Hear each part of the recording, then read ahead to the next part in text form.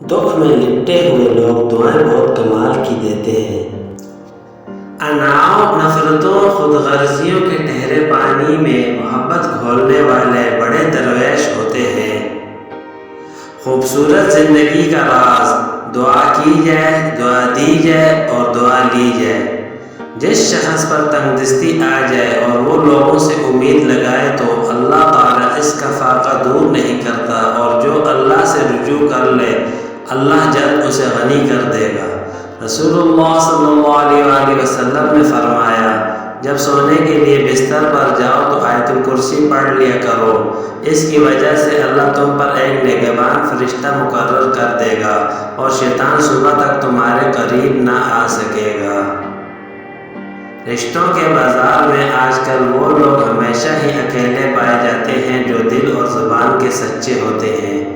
رب کے عشق میں ایک مقام وہ بھی آتا ہے کہ دعا تو دور کی بات ہے، انسان صرف سوچتا ہے اور رب نواز دیتا ہے۔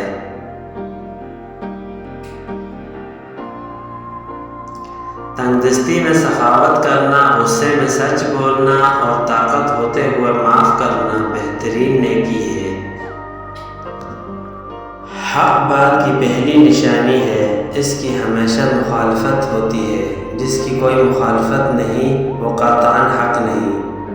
وہ آزمائے گا دنیا کی ہر محبت دکھا کر، پھر کہے گا بتا کون ہے تیرا میرے سوا۔ جب تم نماز کے وقت کا بے قراری سے انتظار کرنے لگو تو سمجھ لینا تمہیں اپنے رب سے عشق ہو گیا ہے۔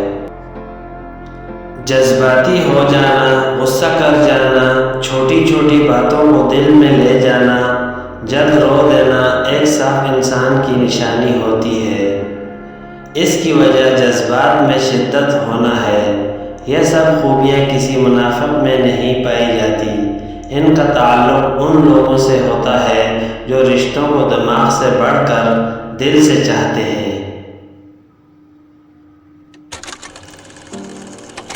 جب دنیا والے تمہیں گھٹنے ٹیکنے پر مجبور کر دیں تو یہی بہترین وقت ہے سجدے کا۔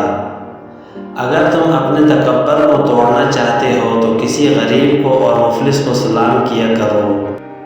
گناہ کرنے کے بعد بھی اگر دل مطمئن رہے تو سمجھ لیں کہ ضمیر مردہ ہو چکا ہے اور ایمان رخصت ہو چکا ہے۔ حضور اکرم صلی اللہ علیہ وسلم کا چہرہ مبارک چاندنی رات میں چاند سے بھی زیادہ روشن تھا۔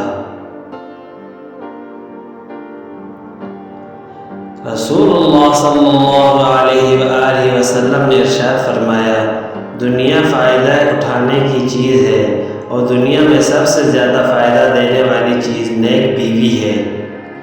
ماؤں کی جائے نماز پر دعاؤں نے ہمیں ایسی ایسی بلاؤں سے بچایا ہوا ہے جس کا علم سوائے اللہ تعالیٰ کے کسی اور کو نہیں۔